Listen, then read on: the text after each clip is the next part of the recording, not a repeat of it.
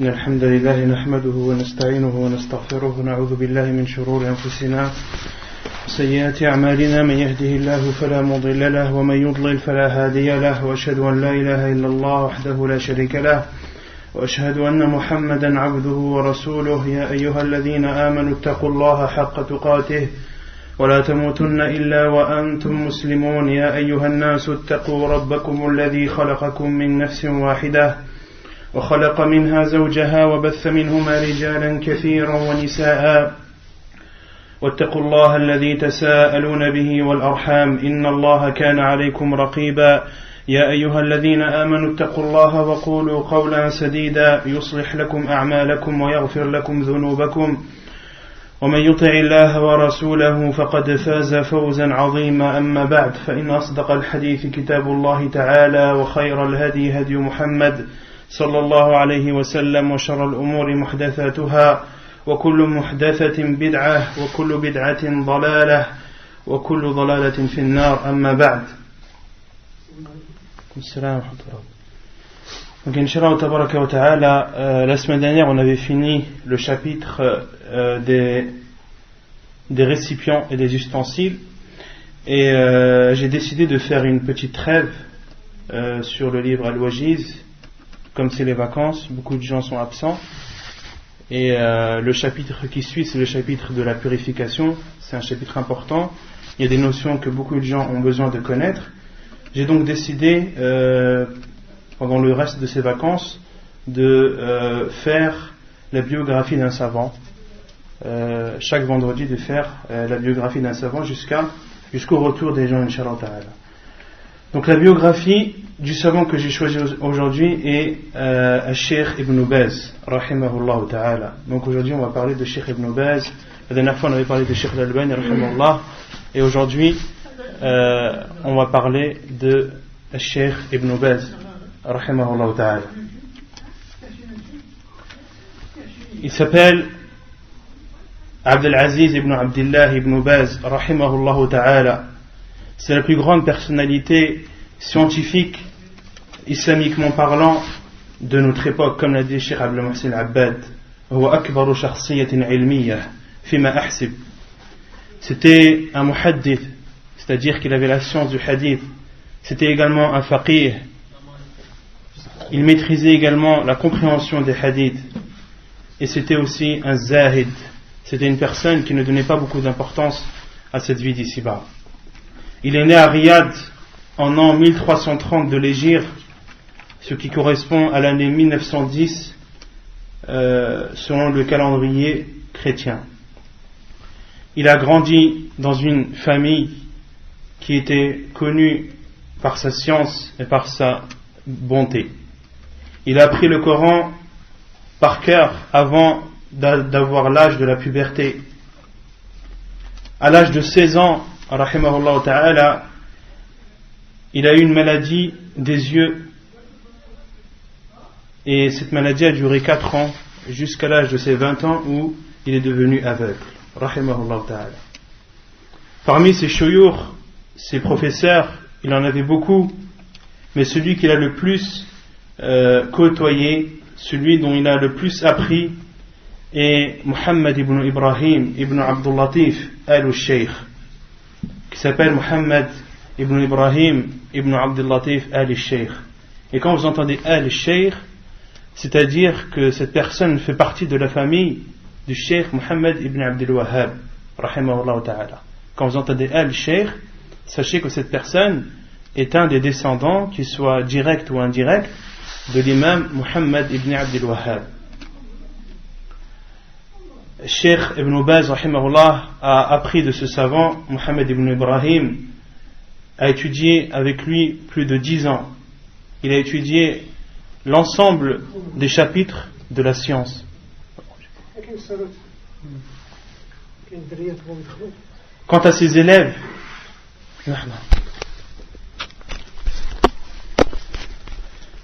donc parmi les élèves de Cheikh Ibn Baz rahimahullah ta'ala, il avait beaucoup d'élèves. La plupart des juges qu'il y a en Arabie ainsi que des professeurs d'université, la plupart sont soit ses élèves, soit les élèves de ses élèves, ou soit les élèves des élèves de ses élèves.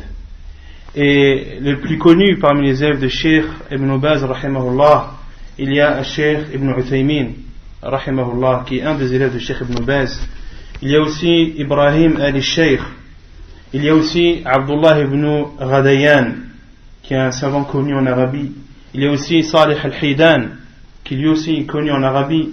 Et il y a aussi Cheikh Abdul Muhsin al-Abbad. Tous ceux-ci sont des élèves de Cheikh Ibn Baz. J'ai cité uniquement un titre d'exemple, mais pour les dénombrer ce serait très difficile. Cheikh Ibn Baz, rahimahullah ta'ala, avait une vie très chargée. Il a fait beaucoup de choses dans sa vie.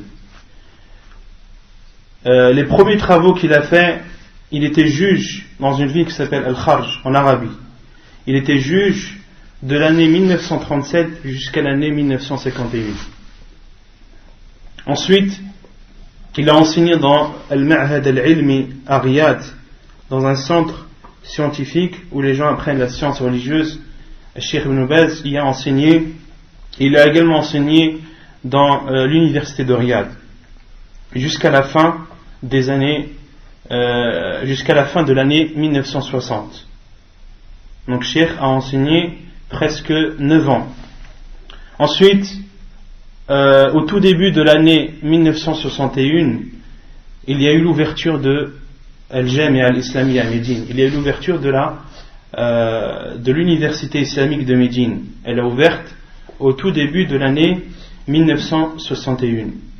Et Cheikh Ibn Baz, rahimahullah, était une des causes, c'était même lui qui a eu l'idée de créer cette université et de la bâtir. Il est rentré dans cette université en étant adjoint du président de l'université. Pendant 10 ans, il était adjoint, et pendant 5 ans, Cheikh Ibn Baz était le président de la Jamia. Pendant 10 ans, c'était son professeur Mohammed ibn Ibrahim. C'était lui, à l'époque, le mufti général de l'Arabie. Et lorsqu'il est décédé, Cheikh Ibn Baz, rahimahullah, est devenu président de la Jamia al-Islamiyya.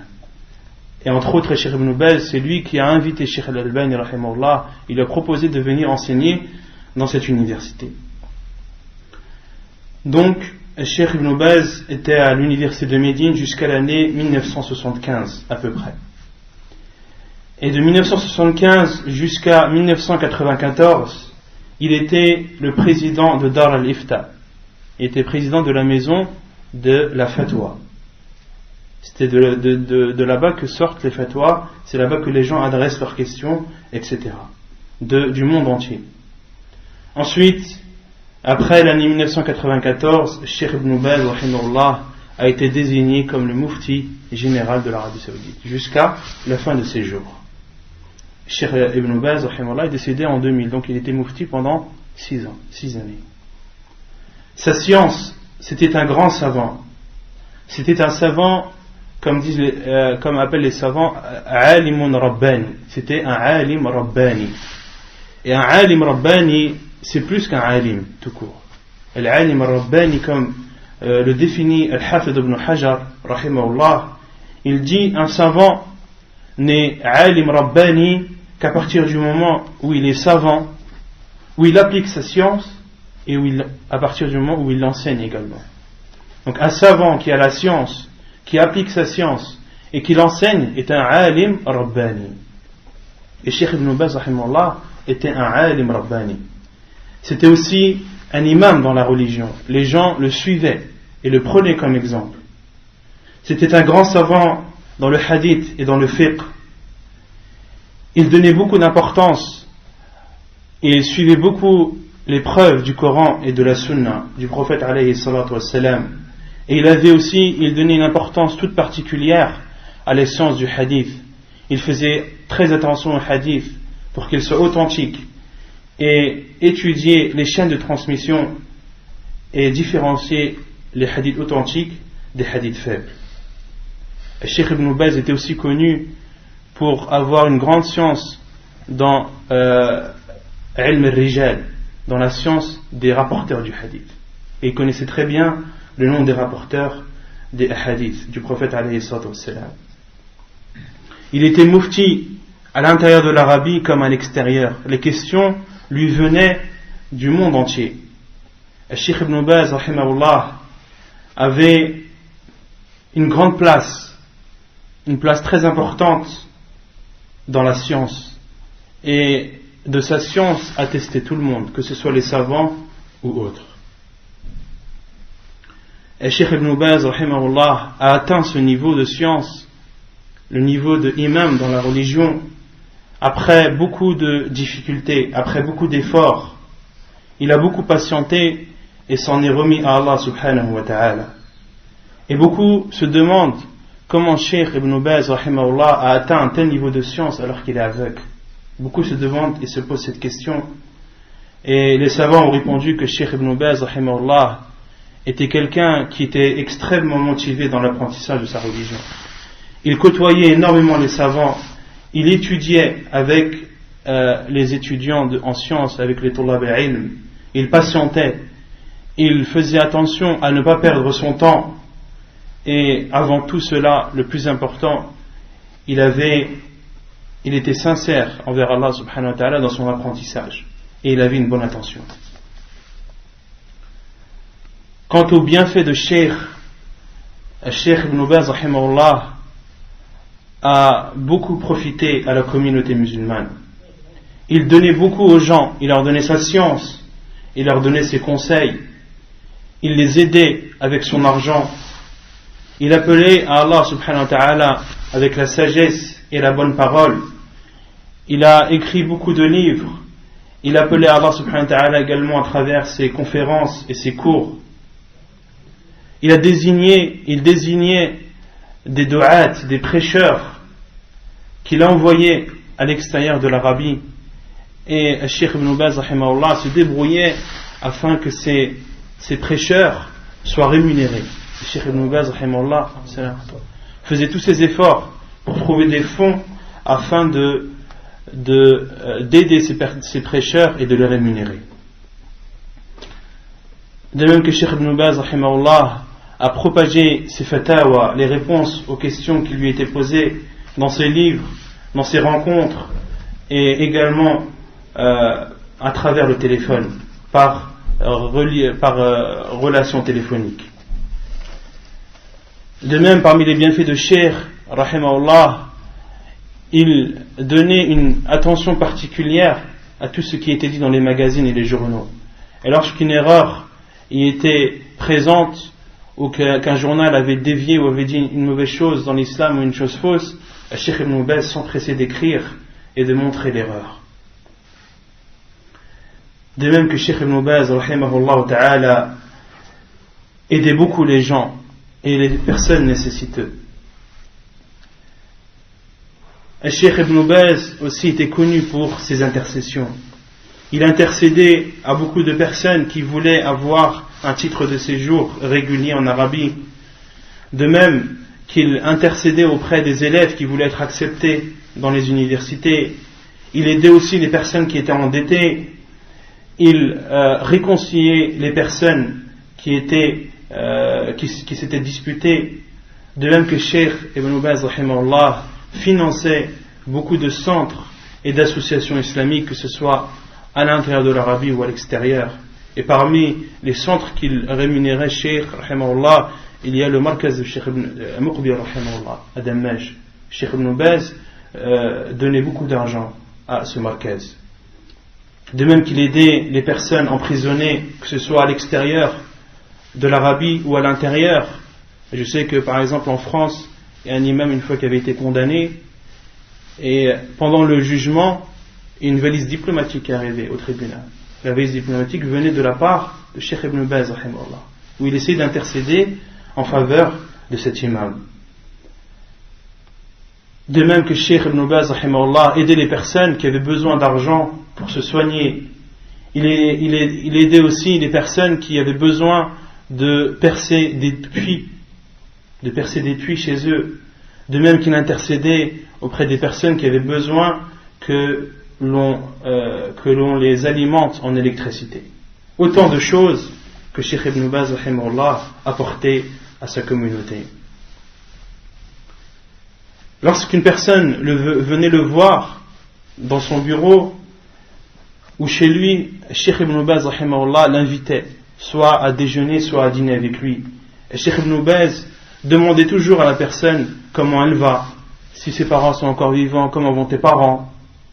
Et les personnes étaient très atteintes par ce comportement de Cheikh rahimahullah. Un grand savant de cette renommée qui parle avec toi, qui te demande comment tu vas, comment vont tes parents, comment vont les musulmans là où tu habites, est-ce qu'il y a des personnes de science, etc. Cheikh qui te donne un peu de son temps et qui te donne de l'importance. Et ceci touchait beaucoup les gens. Et l'année où Cheikh Ibn Baz rahimahullah est tombé malade, il n'a pas fait le pèlerinage cette année-là. Les médecins lui avaient déconseillé de faire le pèlerinage. Et Cheikh Ibn Baz rahimahullah a envoyé et a ordonné qu'on ouvre sa maison à la Mecque. Qu'on ouvre sa maison à la Mecque et qu'on y accueille les gens et qu'on leur donne à manger. De même qu'il a ordonné que sa tente à Minan soit ouverte et que les gens y soient accueillis et nourris également. Et Cheikh Ibn Baz rahimahullah appelait et suivait ce sujet avec appeler les responsables, leur demander est-ce que la maison est bien ouverte, est-ce que les gens sont bien rentrés, combien était-il, qui est venu, qui n'est pas venu, alors que Cheikh rahimahullah était dans son lit d'hôpital. Une fois, Cheikh Ibn Baz rahimahullah était dans son bureau à la Mecque, et ensuite, après, à l'heure du déjeuner, il est rentré chez lui, il s'est assis à l'endroit où il mange, il n'a pas entendu de voix. Il n'a pas entendu le bruit des gens. Et il a demandé à une personne qui était proche de lui, qu'est-ce qu'ils ont les gens aujourd'hui? J'entends pas leur voix, pourquoi ils ne sont pas venus? Et la personne lui a dit, les gardes leur ont empêché d'entrer aujourd'hui. Cheikh Ibn Baz rahimahullah s'est énervé et est parti voir les gardes et leur a ordonné de faire entrer tout le monde et de les inviter au déjeuner. Une fois aussi, un homme est venu le voir dans son bureau. C'était un Africain, et Cheikh rahimahullah lui a dit, tu vas rester aujourd'hui chez nous, tu es notre invité. Et Cheikh rahimahullah a ordonné qu'on apporte du parfum et qu'on parfume cet homme. Et l'homme lui a dit, Cheikh, est-ce que je peux rester avec vous aujourd'hui? Le Cheikh lui a dit, bien sûr, hayakumullah. Et l'homme lui a dit, oh Cheikh, est-ce que je peux manger aussi avec vous aujourd'hui? Et Cheikh Ibn Baz rahimahullah lui a dit, bien sûr, hayakallah, viens manger avec nous, viens aujourd'hui et tous les jours. Et à ce moment-là, c'était l'heure de la prière, et Cheikh Ibn Baz rahimahullah s'est levé pour prier et répéter cette phrase, aujourd'hui et tous les jours, aujourd'hui et tous les jours, aujourd'hui et tous les jours, rahimahullah ta'ala. Et Cheikh Ibn Baz, lorsqu'il mangeait, il ne mangeait qu'avec les pauvres. Il y avait toujours des pauvres dans l'endroit où il mangeait, à tel point que des personnes qui étaient riches et des personnalités importantes étaient gênées de cela. Et on dit à des personnes proches de Cheikh, allez voir Cheikh et dites-lui qu'il prépare de la nourriture pour les pauvres à part, et puis afin que nous on puisse s'asseoir avec lui et discuter avec lui de choses plus importantes. Et lorsque ces personnes sont parties voir Cheikh et lui ont dit ces paroles, Cheikh rahimahullah s'est énervé. Il a dit, nous on n'oblige personne à manger avec nous, j'oblige personne à manger avec moi. Celui dont sa personne ne veut pas, celui qui n'est pas capable de manger avec des pauvres, qu'il aille manger chez lui avec sa famille. Je n'oblige personne à manger. Quant à moi, je suis comme ça et je ne changerai pas. Quant à moi, je suis comme ça et je ne changerai pas. Rahimahullah ta'ala.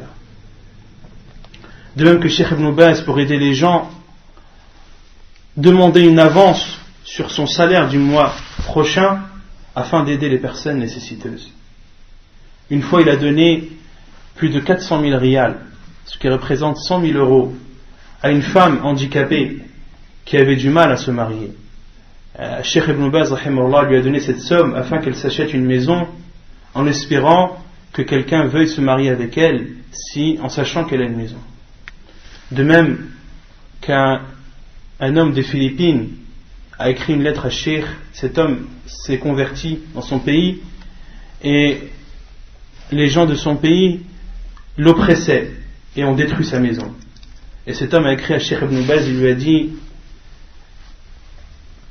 que je n'ai trouvé personne à qui écrire dans ce monde, dans cette terre, qu'à toi, Cheikh Ibn Baz.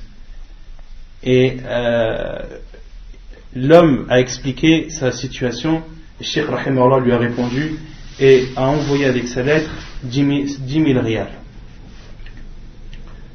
Et Cheikh Rahimahullah Ta'ala a emprunté de l'argent, et une fois tellement il a emprunté et que ses dettes commençaient à être de plus en plus importantes, Cheikh Rahimahullah a pensé à vendre sa maison. Il a pensé à vendre sa maison pour rembourser ses dettes. Et lorsque certains responsables ont appris cela, ont appris cette situation de Cheikh, ils ont remboursé pour lui ses dettes. Cheikh Rahimahullah était quelqu'un qui avait une grande bonté. Une fois, dans une de ses assises, un homme lui a demandé sa iba'a. La iba'a, c'est ce que en Arabie ils mettent au-dessus du qamis. Un homme lui a demandé sa iba'a, Cheikh l'a enlevé, lui a donné. Cheikh Rahimahullah lui a enlevé, lui a donné. Quant à son adoration, Cheikh Ibn Baz Rahimahullah était appliqué sa science. Il faisait beaucoup de dhikr, il faisait beaucoup le rappel d'Allah subhanahu wa ta'ala.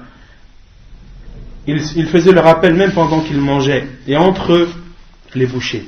Entre les bouchées, Cheikh Ibn Baz Rahimahullah faisait le dhikr.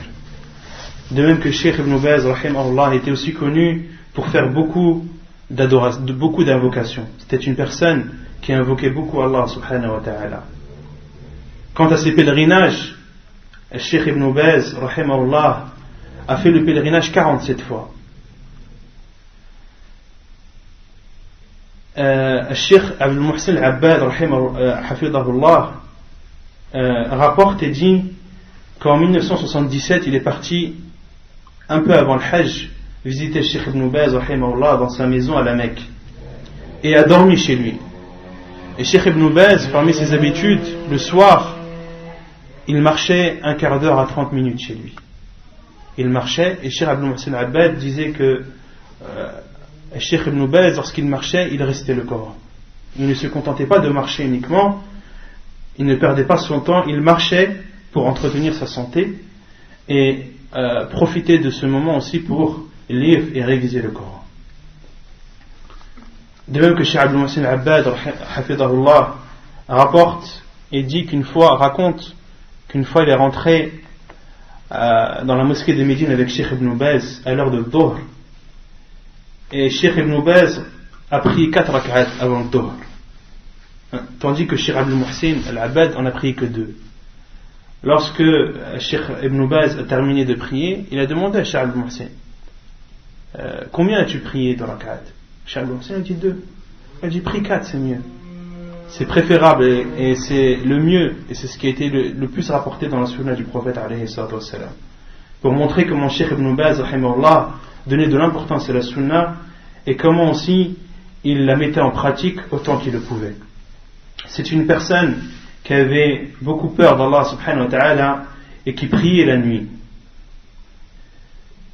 Et Cheikh Ibn Baz était une personne qui donnait beaucoup d'importance à la prière et préservait beaucoup la prière. Il raconte lui-même et dit une histoire qui m'est arrivée et que je n'ai pas oublié jusqu'à nos jours, jusqu'à aujourd'hui. C'est une histoire que je n'ai pas oubliée et que je n'oublierai jamais. C'est une histoire qui m'est arrivée quand j'étais encore tout jeune. Je faisais partie des personnes qui priaient toujours dans le premier saf, dans le premier rang. Et un jour, alors que je lisais dans des livres, donc c'était avant que Cheikh Rahimahullah était aveugle, alors qu'un jour je lisais dans des livres, dans des sujets importants, ceci m'a occupé et j'ai prié en retard à la mosquée. Je n'ai pas prié dans le premier saf, dans le premier rang, et j'ai raté une partie de la prière. Et l'imam de cette mosquée était un des shuyukh de Cheikh Ibn Baz rahimahullah à l'époque, et c'était celui qui priait était le juge de Riyad. Et lorsque le juge a vu Cheikh Ibn Baz qui est venu en retard et qui n'a pas prié dans le premier rang, cela l'a beaucoup touché. Et ensuite il a commencé à dire Alhamdulillah wa salatu wa salam ala rasulillah. L'imam a commencé à prendre la parole et a dit: je suis beaucoup déçu de certaines personnes qui ont été préoccupées, et cela en est arrivé au point qu'ils sont arrivés en retard à la prière et qu'ils n'ont pas eu toute la prière. Et Cheikh Ibn Baz rahimahullah a dit: et je savais que l'imam parlait de moi, et depuis ce jour je ne suis jamais arrivé en retard et j'ai toujours prié au premier saf. C'était une position de la part de l'imam qui a beaucoup touché Cheikh Ibn Baz, en bien sûr. Et Cheikh Ibn Baz rahimahullah donnait beaucoup d'importance à l'application de la sunna du prophète alayhi salam. Même lorsqu'il était malade, dans la maladie qui avait précédé sa mort, lorsque les personnes voulaient lui mettre ses chaussures ou ses chaussettes, lorsque Cheikh voyait qu'il commençait par le pied gauche, il a enlevé son pied. Il leur montrait le pied droit, puis il commence à le chausser du pied droit, alors que Cheikh était dans son lit de mort quasiment. De même que Cheikh Ibn Baz rahimahullah utilisait le siwak avant chaque prière. Il ne délaissait jamais la prière de la nuit, même en voyage. Une fois, il n'a pas prié le Fajr, la prière du Fajr à la mosquée.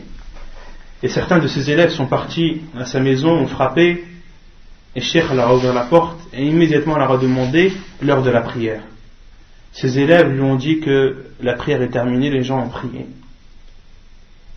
Et Cheikh rahimahullah ce jour-là était très fatigué, n'avait pas beaucoup dormi, avait prié la nuit, puis s'est allongé et le sommeil l'a envahi.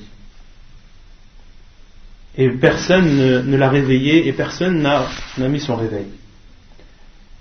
Et Cheikh rahimahullah ta'ala a dit à ses élèves ensuite: c'est la première fois que je rate Salat al-Fajr de ma vie. Cette fois-ci est la première fois que je rate Salat al-Fajr. Allah alam quel âge avait le Cheikh à l'époque, mais il n'était pas jeune. Quant à son comportement, le Cheikh rahimahullah était une personne très modeste. Lorsqu'il mangeait, il s'asseyait par terre. La iba'a qu'il portait n'était pas une iba'a chère. Une fois, le jour de Arafah de l'année 1998, pendant le Hajj, Cheikh rahimahullah était assis dans sa tente avec des centaines de personnes autour de lui, et une personne est venue lui apporter un fruit, parce que Cheikh rahimahullah pendant la période du Hajj mangeait beaucoup de fruits. Et lorsque le fruit était posé devant lui, Cheikh a demandé: est-ce que l'ensemble des gens qui sont ici ont la même chose ou pas? La personne a dit non, et que toi. Cheikh rahimahullah s'est énervé et a ordonné qu'on éloigne ce fruit de lui. Pourquoi? Il ne voulait pas manger devant les gens qui étaient en train de le regarder. Et il est possible que parmi ces gens-là, des personnes qui n'aient pas mangé ou qui aient envie de ce fruit, mais qui n'avaient pas la possibilité de le manger. Donc Cheikh rahimahullah a préféré ne pas manger ce fruit devant les gens. Pour montrer aussi sa modestie, alors que Cheikh donnait un cours dans la mosquée de la Mecque, le Haram al-Makki, il a été questionné. On lui a demandé, parmi les questions qui lui avaient été posées: un garçon et une fille sont-ils égaux, ou le jugement est-il le même pour les deux quant au fait de raser la tête du nouveau-né et de peser les cheveux et de donner en aumône la quantité en argent, le métaux. Donc la question qui a été posée à Cheikh: un nouveau-né, que ce soit un garçon ou une fille, est-ce que de raser la tête ça vaut à la fois pour le garçon et la fille ou uniquement pour le garçon? Et Cheikh rahimahullah a répondu: je n'ai pas de science. Inch'Allah, je demanderai à certains étudiants en sciences religieuses et ensuite je vous informerai. Et le Cheikh rahimahullah a dit ça ou dans le Haram al-Makki, dans la mosquée de la Mecque, qui était bondée de gens. Une fois, Al-Malik Faisal, le roi Faisal, donc celui qui a précédé le roi actuel, est venu à Médine. Le Cheikh rahimahullah voulait le visiter, et ensuite il a été informé que sa voiture est tombée en panne, la voiture de Cheikh est en panne, et qu'il n'y avait pas de moyen de locomotion pour aller rendre visite au roi. Le Cheikh rahimahullah leur a dit, prenez une voiture de location, on va aller visiter le roi. Ils ont alors pris une voiture de location, et lorsque Cheikh est revenu de sa visite et que le roi a été informé que Cheikh est venu avec une voiture de location, le roi a été très gêné et a envoyé une voiture à Cheikh de suite sur le champ. Il a envoyé une voiture toute neuve à Cheikh rahimahullah ta'ala. Lorsque Cheikh a été informé de ça, que le roi lui a envoyé une voiture toute neuve en cadeau, Cheikh rahimahullah a refusé, a dit non, rendez-lui, on n'a pas besoin, ma voiture me suffit. Et les personnes qui étaient autour de Cheikh l'ont conseillé, l'ont dit Cheikh, cette voiture c'est un cadeau du roi, le roi c'est Wali al-Amr, c'est le gouverneur, si tu refuses il risque de mal le prendre, et en plus cette voiture Cheikh tu en as besoin, tout ce que tu fais, tout le bien que tu apportes à la communauté, tu as besoin de cette voiture. Et Cheikh rahimahullah, qu'est-ce qu'il a dit? Il a dit, laissez-moi le temps de faire ça, l'istikhara. Laissez-moi le temps de faire la prière de la consultation. Et Cheikh rahimahullah a fait la prière de la consultation, et ensuite il a dit, ok, donc j'accepte la voiture, et il a de suite écrit au roi pour le remercier de son geste. Et une fois aussi, rahimahullah ta'ala, il a été questionné sur Ayat al-Dayn, le verset du prêt. C'est le verset qui fait toute une page, le plus long verset du Coran, l'avant-dernière page de Surat al-Baqarah. Et Cheikh a été questionné sur ce verset lorsqu'une personne prie et divise ce verset en deux. Dans la première raka'a, il lit la première moitié de ce verset, et dans la deuxième, il lit la seconde moitié. Et Cheikh dit, c'est la première fois qu'on me pose cette question. C'est la première fois qu'on me pose cette question. Et ensuite, il a répondu et a dit, s'il lit ce verset en le séparant, en le divisant dans les deux rak'at, il n'y a pas de mal, mais le mieux est de le prier dans une seule rak'at. Et ici, où est la modestie de Cheikh dans cette réponse? C'est lorsqu'il dit, c'est la première fois qu'on me pose cette question. Ou c'est la première fois que je suis confronté à cette question. Et ça, c'est une modestie de sa part, contrairement à beaucoup d'autres personnes qui, au contraire, lorsqu'elles parlent, on a l'impression qu'elles connaissent qu'elles connaissent toutes les choses, que toutes les mas'ala, tous les sujets ont déjà été traités par cette personne. Et en aucun cas cette personne dira non, ce sujet, je n'ai jamais été confronté à cette question. C'est une modestie de la part de Cheikh d'avoir dit une telle parole. Et les nombres de fois où Cheikh a été questionné et a répondu je ne sais pas, ou ce sujet demande une révision, ou il demande directement à un élève, un étudiant dans la science religieuse, lui demande directement, il dit qui peut nous faire une recherche sur ce sujet et ensuite nous donner la réponse, je lui en serai très reconnaissant. Cheikh comme ça dans son cours, il demande à un talib ilm, alors que lui c'est un imam dans la religion. Une autre fois, un homme est venu lui demander une question et Cheikh rahimahullah lui a répondu je ne sais pas. Et l'homme lui a dit comment ça, toi tu ne sais pas? Si toi tu ne sais pas, qui sait? Et Cheikh rahimahullah a dit cet homme va crier à l'horizon que Cheikh Ibn Baz ne sait pas. Va crier à l'horizon, sors dehors et crie que Cheikh Ibn Baz ne sait pas, pour montrer la modestie de ce savant.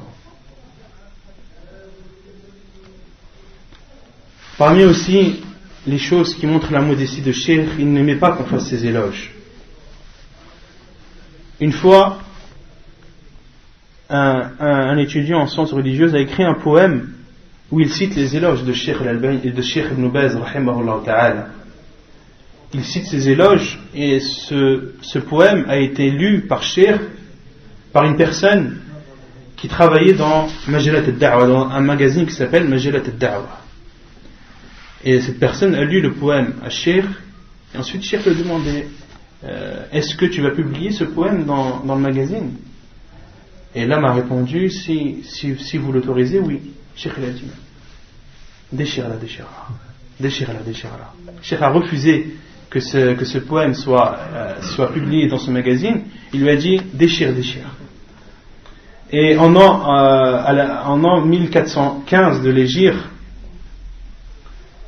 donc en 1995, le journal Al-Madina, qui est connu et qui est diffusé dans tous les pays arabes, voulait faire un article sur Cheikh, sur sa vie, etc. Et l'article était prêt, toutes les révisions avaient été faites, et lorsque Cheikh était prêt à être publié, et lorsque Cheikh rahimahullah a appris ça, il a immédiatement interdit la publication de cet article et a insisté auprès de ce journal Al-Madina, et ce journal a cédé aux demandes de Cheikh rahimahullah et n'a pas publié cet article. Ce qui montre aussi la modestie de Cheikh Ibn Baz rahimahullah ta'ala, c'est qu'il acceptait le conseil des personnes qui étaient en dessous de lui. Je me souviens à peu près 7 ans de ça, lorsqu'on était au Hajj avec un frère, on est parti visiter Cheikh Jamil Zinou, Mohamed Jamil Zinou, qui est connu. Il y a beaucoup de livres de lui qui ont été traduits en français.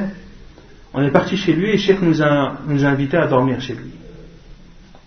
Et parmi les discussions qu'il y avait eu entre lui et nous, il nous a dit que Cheikh Ibn Baz rahimahullah, concernant la teinture, de teindre les cheveux blancs, les cheveux de vieillesse, Cheikh Ibn Baz rahimahullah, pour lui c'était pas une obligation, c'était seulement préférable. Et à l'époque, Cheikh ne se teignait pas la barbe ni les cheveux. Et Cheikh Jamil Zinou est parti conseiller Cheikh Ibn Baz. Il a dit, oh Cheikh, toi tu es un imam dans la religion, les gens te voient, les gens te prennent pour exemple, teins-toi la barbe avec du henné, teins-toi les cheveux avec du henné, suis la sunna du prophète alayhi salam. Et Cheikh Mohamed Jamil Zinou nous dit que le lendemain, Cheikh rahimahullah est venu avec la barbe teinte. Alors qu'il ne considérait pas que c'était obligatoire, mais a pris le conseil de ce Cheikh Mohamed Jamil Zinou et l'a mis en pratique. Pourquoi? Car qu'il a vu, Cheikh Ibn Baz a vu que les gens le prenaient pour exemple. Et tous les moyens qui étaient bons pour propager la sunna du prophète alayhi salam devaient être faits. Et le lendemain, Cheikh a teint sa barbe. Rahimahullah ta'ala. De même que Cheikh conseillait beaucoup les gens. Un homme rapporte qu'il a prié à côté de Cheikh dans la mosquée. Cheikh rahimahullah avait pris Tahiyat al-Masjid. Cet homme avait déjà prié avant lui et s'est assis et a commencé à lire le Coran et élevé un peu sa voix. Lorsque Cheikh rahimahullah a fini sa prière, il a dit à cet homme, à ce jeune homme, Masha'Allah, tu as une belle lecture. Ensuite, la question qui vient de suite après, est-ce que tu connais le Coran par cœur? Cheikh lui demande, est-ce que tu connais le Coran par cœur? Le jeune homme lui a dit, non, je ne connais pas le Coran par cœur. Cheikh lui a dit, c'est pas normal. Une personne comme toi, jeune, elle doit connaître le Coran par cœur. Et ce jeune homme, depuis ce jour-là, s'est efforcé à apprendre le Coran jusqu'à l'avoir terminé. Walillahi alhamd.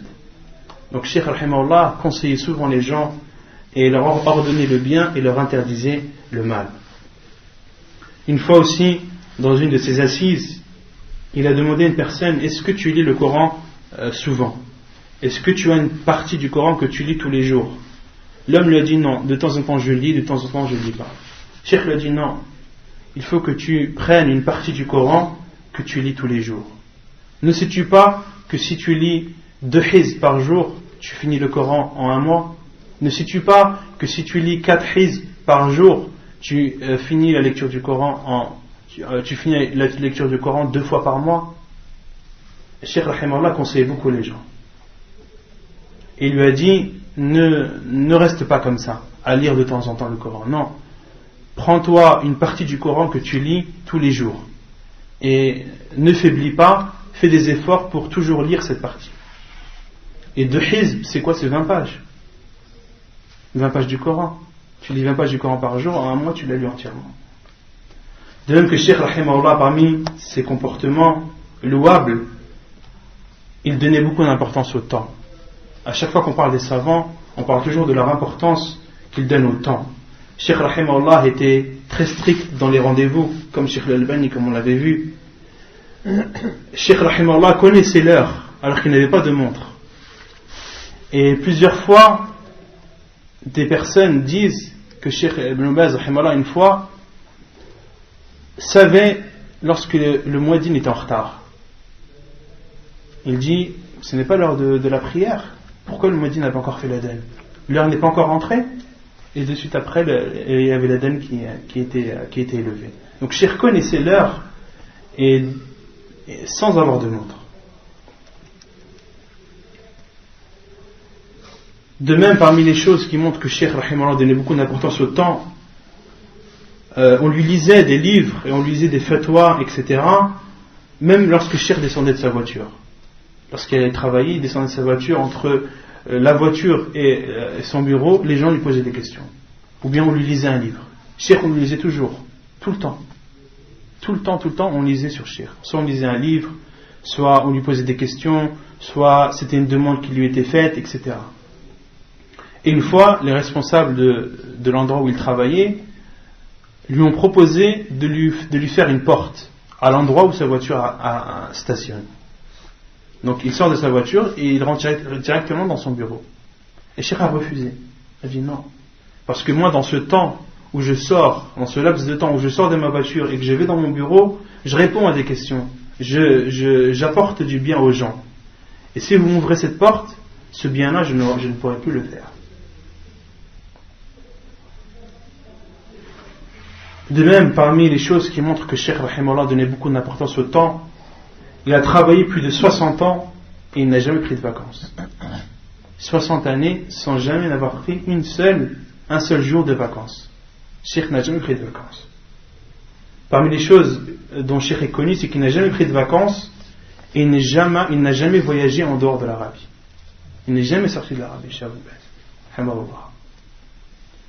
Et une fois, un responsable lui a proposé, lui a dit, Cheikh, que dirais-tu si on sortirait à la campagne pour aller changer d'air, pour aller respirer de l'air pur? Cheikh lui a répondu en rigolant, Cheikh lui a dit, moi je sors pas. Et ce n'est pas dans mes habitudes de sortir.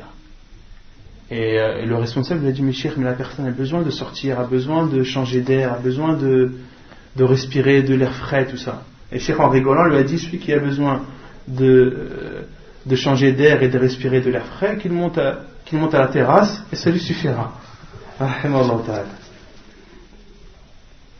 Et une fois il est sorti en voyage à l'extérieur de Médine pour aller donner une conférence, et Cheikh avait toujours deux personnes qui écrivaient ce qu'il disait, des personnes qui lisaient sur lui des questions, et Cheikh répondait et ces personnes écrivaient les réponses de Cheikh.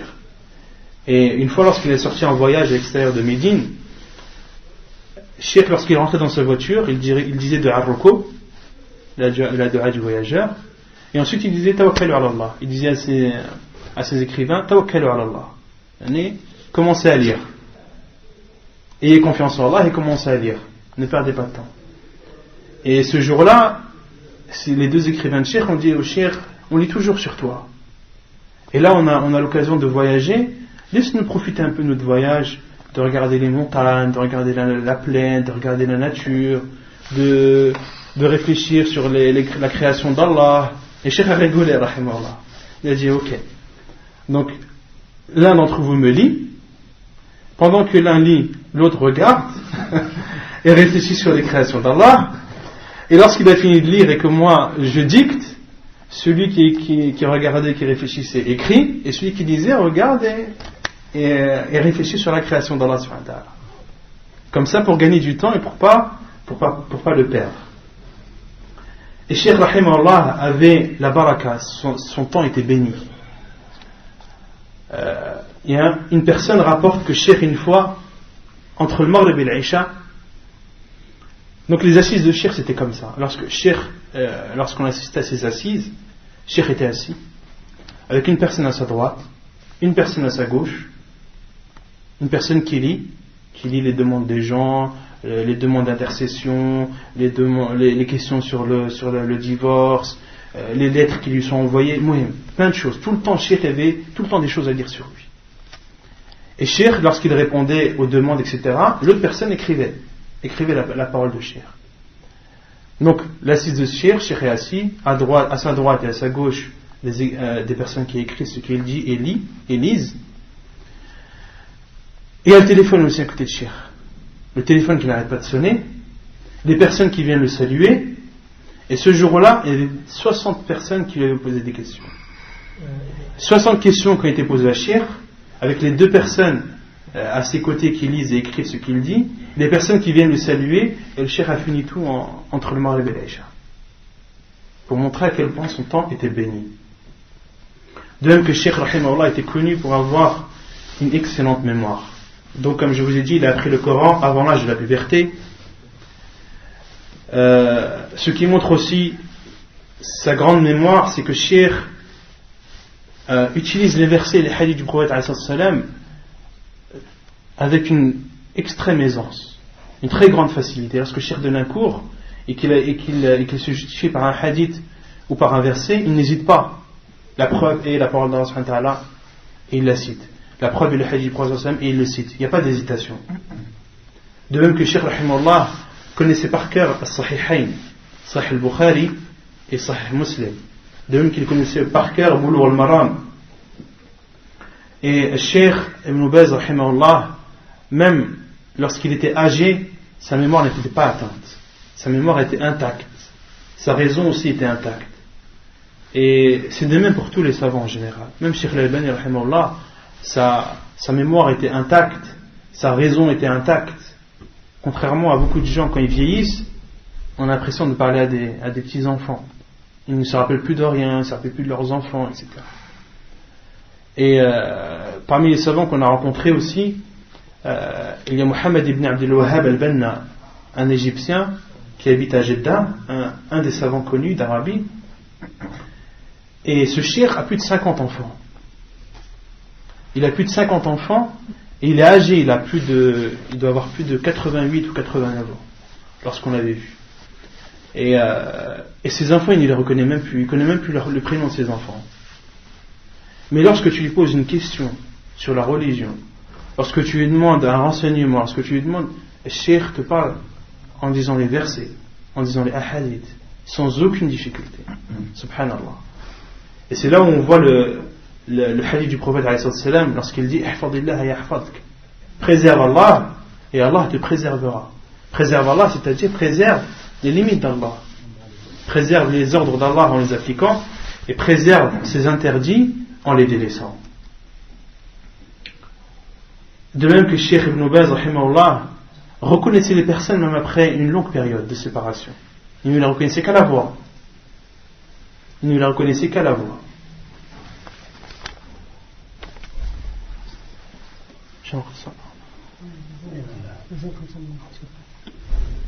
Parmi aussi les comportements de Cheikh rahimahullah, sa patience. Cheikh rahimahullah était une personne très patiente. Il priait la nuit, il se réveillait toujours 1 heure avant la prière du Fajr, en général à 3 heures du matin. Même lorsqu'il rentrait tard, une fois il est parti à Jeddah pour ouvrir un centre islamique, il n'est revenu chez lui qu'à 2 heures du matin. Et les personnes qui l'accompagnaient, qui ont dormi chez Cheikh, ne pensaient pas que Cheikh allait se réveiller pour prier. Et ils ont été étonnés d'être réveillés par Cheikh à 3 heures du matin. Ils se sont couchés à 2 heures, et à 3 heures, Cheikh les a réveillés pour qu'ils prient Qiyam al-Layl. Et Cheikh rahimahullah, parmi aussi sa patience, c'est qu'il n'a jamais délaissé un cours. Cheikh, lorsqu'il avait un cours, il le donnait toujours, quelles que soient les circonstances. Une fois, il avait mal au genou, il est venu en chaise roulante faire son cours. De même qu'à l'époque, lorsque Cheikh était à Riyad, vous savez, pendant la première guerre du Golfe, il y a des Scuds qui ont été envoyés à Riyad, sur Riyad. Vous vous en rappelez ou pas? Des Scuds ont été envoyés à Riyad. Et les Scuds ont été envoyés un peu avant le Fajr. Et les gens étaient pris de panique. Les gens étaient pris de panique et Cheikh avait toujours un dars après le Fajr. Et ce jour-là, alors que les Scuds tombaient sur Riyad, beaucoup d'élèves, beaucoup de personnes ne sont pas venus prier à la mosquée. Que quelques élèves, une poignée d'élèves est venue assister à la prière du Fajr. Et ensuite, il n'avait pas d'espoir que Cheikh donne son cours, vu la situation.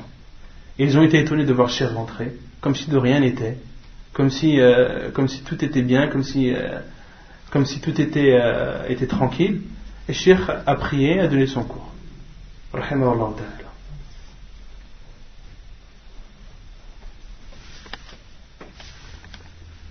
Parmi aussi les comportements de Cheikh, il pleurait beaucoup, rahimahullah ta'ala. Combien de cours qu'il a donnés ont été interrompus et ont été suspendus à cause de ses pleurs. Il pleurait quand il entendait une récitation du Coran.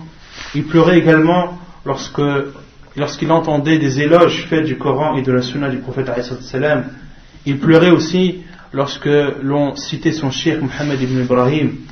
Cheikh une fois a parlé de son cheikh et a fondu en larmes. C'était un cheikh qu'il estimait beaucoup. De même que Cheikh pleurait aussi lorsque on lisait sur lui les biographies des savants du livre Siyar A'lam Nubala. Siyar A'lam Nubala est un livre de Al-Dhahabi rahimahullah. C'est un livre qui fait plus de 32 ou 33 volumes où toutes les biographies des savants y sont contenues. Depuis le prophète jusqu'à l'époque de Dhahabi à peu près. Et c'est un livre que les savants conseillent de lire. Pourquoi? Car on lit la biographie des savants, leur comportement, et les prendre comme exemple. Pour les prendre comme exemple. Parce que quand on cite la biographie d'un savant, on ne cite pas comme ça inutilement. On ne cite pas la biographie d'un savant pour le plaisir, ou pour tuer le temps, non. On cite la biographie des savants, comme l'a dit un poète, il a dit فَتَشَبَّهُوا إِلَّمْ تَكُونُوا مِثْلَهُمْ إِنَّ التَّشَبُّهَ بِالْكِرَامِ فَلَاحٌ. Et ressemblez-leur si vous n'êtes pas comme eux, car de ressembler aux personnes vertueuses est une félicité. Ressemblez-leur si vous n'êtes pas comme eux, car de ressembler aux personnes vertueuses est une félicité. De même que Cheikh pleurait lorsque on lisait sur lui la biographie du prophète alayhi salam, ou lorsqu'on lisait sur lui Tafsir ibn Kathir. De même qu'une fois il a pleuré lorsqu'il a cité la parole d'Abu Bakr radiallahu anhu lors de la mort du prophète alayhi salam. Abu Bakr a dit: celui qui a adoré Muhammad est mort. Et à ce moment-là, Cheikh Ibn Baz rahimahullah a énormément pleuré. Les gens l'aimaient beaucoup. Lorsqu'il est parti de Riyad à Médine, les gens de Riyad étaient tristes, étaient attristés par le départ de Cheikh. Ils ne voulaient pas son départ. Et ont organisé une rencontre avec lui où ils ont fait ses éloges. Et Cheikh leur a fait ses adieux et n'a pu retenir ses larmes. Les gens aimaient beaucoup Cheikh et les savants encore plus. Cheikh Al-Albani rahimahullah, lorsqu'on lui a annoncé la mort de Cheikh Ibn Baz, a beaucoup pleuré. Et ce qui montre aussi, et c'est le plus étrange, et subhanallah, les gens tellement aimaient Cheikh et avaient de l'amour pour lui. Un homme de Belgique, un Marocain de Belgique, est venu voir Cheikh. Il lui a dit: oh Cheikh, j'ai vu avec un médecin et il m'a dit que c'était possible que je te donne un de mes œils. Que je te donne un œil. Et Cheikh rahimahullah il lui a remercié de son geste, etc. Il lui a dit que, alhamdulillah, qu'il n'acceptait pas, et au contraire qu'il acceptait ce qu'Allah subhanahu wa ta'ala lui avait écrit.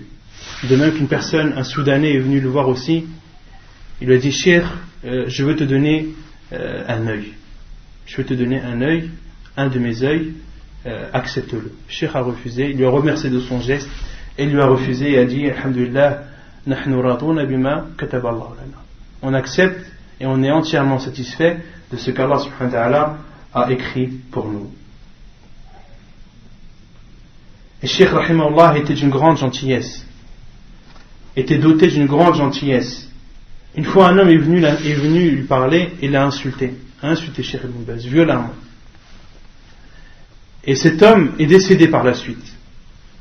Et lorsqu'il était décédé, Cheikh Rahimallah, lui, était au Hajj, était à la Mecque. Cet homme est décédé à Riyad. Et l'imam de la mosquée a refusé de prier sur cet homme. Pourquoi? Car il a su que cet homme avait insulté Cheikh Ibn Baz. Il a dit, moi je ne prie pas sur cet homme, il a insulté Cheikh. Et il a dit aux gens que quelqu'un d'entre vous prie sur lui, moi je ne prie pas sur lui. Lorsque Cheikh est revenu de la Mecque, du Hajj, et qu'il a été informé, il s'est énervé. Il s'est énervé et a ordonné qu'on lui montre la tombe de cet homme. Il est parti à prier sur cet homme et a fait des invocations longuement, a beaucoup invoqué pour cet homme, alors qu'il avait insulté. De même que Cheikh conseillait beaucoup les gens de bien se comporter avec ses femmes et avec sa famille. Une fois, il a voyagé en avion, il a voyagé en compagnie de sa famille, et sa famille arrive en retard, arrivé plus d'1 heure en retard. Et l'avion a même été retardé à cause de ça. Et Cheikh Rahimallah, comme je vous dis, on lit toujours sur lui. Pendant qu'il attendait, on lisait sur lui. On lisait soit un livre, soit on lui posait des questions, etc. Et toutes les 10 minutes, Cheikh disait, ils sont arrivés ou pas? Et si on lui disait non, Cheikh disait, continue la lecture. Ainsi de suite, jusqu'à ce que sa famille est arrivée, et Cheikh ni les a engueulés, ni leur a fait un reproche, car il savait très bien que s'ils étaient en retard, c'était pour une raison valable. Et une fois, dans une de ces assises, le téléphone sonne, et c'était la femme d'un des koutab de Cheikh, d'une des personnes qui écrit pour Cheikh. Et Cheikh lui a donné le téléphone, il a dit, c'est ta femme. Et cet écrivain sait très bien que Cheikh n'a pas beaucoup de temps, que le temps est compté dans les assises de Cheikh.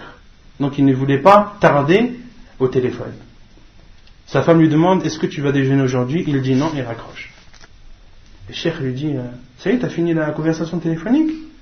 L'homme a dit oui, ça y est, j'ai fini. Il dit, subhanallah, c'est quoi cette froideur? C'est quoi ce mépris envers ta femme? C'est comme ça que tu parles à ta femme?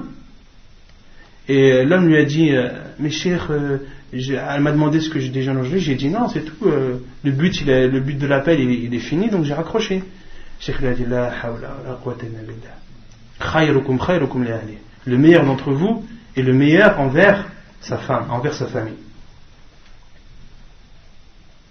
Et pour terminer, Cheikh Rahimahullah est décédé le 13 mai 1999, avant l'adhan du Fajr, donc c'était un jeudi, et on a prié sur lui, les gens ont prié sur lui dans le Haram al-Makki, à la mosquée de la Mecque, après la prière de Jumu'ah. Et le nombre de personnes qui ont prié sur lui est innombrable, et leur nombre, seul Allah subhanahu wa ta'ala le connaît. Il a été enterré dans le cimetière de la Mecque, et Cheikh Ibn Uthaymin rahimahullah était la personne qui conduisait qui précédait le convoi funèbre. Parmi les personnes qui ont assisté au lavage de Cheikh rahimahullah, il y a Abdelaziz al-Cheikh, le mufti actuel. Il y a également Salih al-Cheikh, le ministre des Affaires étrangères actuel, de même que Abdul Muhsin al-Abbad et son fils ont assisté au lavage de Cheikh Ibn Baz rahimahullah ta'ala. ونكتفي بهذا القدر وصلى الله وسلم وبارك على نبينا محمد وعلى آله وصحبه أجمعين وآخر دعوانا أن الحمد لله رب العالمين.